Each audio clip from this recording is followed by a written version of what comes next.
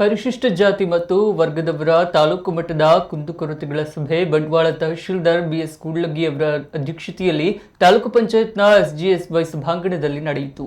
ತಾಲೂಕಿನಲ್ಲಿ ಒಟ್ಟು 39.22 ಎಕರೆ ಡಿಸಿ ಮನ್ನಾ ಜಾಗ ಕಾಯ್ದಿರಿಸಲಾಗಿದೆ ಎಂದು ತಾಲೂಕು ತಹಶೀಲ್ದಾರ್ ಬಿಎಸ್ ಕೂಡ್ಲಗಿ ಮಾಹಿತಿ ನೀಡಿದರು. ತಾಲೂಕಿನ ಯಾವ ಗ್ರಾಮದಲ್ಲಿ ಎಷ್ಟು ಜಾಗವನ್ನು ಕಾಯ್ದಿರಿಸಲಾಗಿದೆ ಎಂಬುದರ ಬಗ್ಗೆ ಸಂಪೂರ್ಣವಾದ ಮಾಹಿತಿಯನ್ನು ನೀಡಿದರು.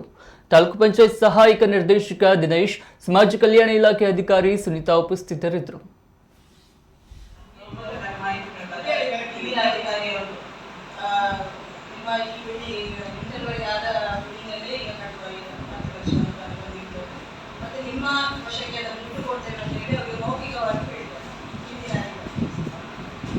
ಮೌಖಿಕವಾಗಿ ಹೇಳಿದಾಗ ಇವರು ಒಪ್ಪಿಗೆ ಕೊಟ್ಟಿದ್ದಾರೆ.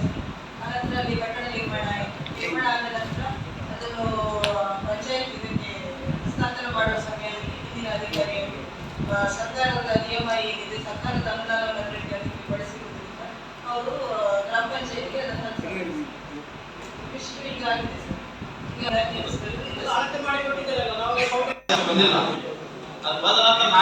ಸರಿ, ಈಗ ಪ್ರಶ್ನೆ ಮಾಡ್ತೀನಿ.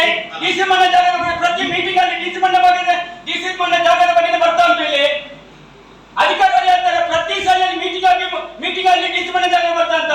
ನಮ್ಮ ಲೀಡರ್ಸ್ ನವರು ಹೇಳ್ತಾರೆ ಆವಾಗ ಈಗ ನೀವು ಹೇಳಿದಿರಿ. ಇನ್ನೊಂದ್ಸಲ ಮೂರ್ತಿಮವಾಗಿ ಮೀಟಿಂಗ್ ಮಾಡುವಾಗ ನಾವು ಸರ್ಕಾರಿ ಬಸ್ ಕಳಿಸಿದ್ರೆ ಅದು ಬರಲಿಲ್ಲ. ಇದು ನನಗೆ 53 ವರ್ಷ ನಡೀತಾ ಉಂಟು.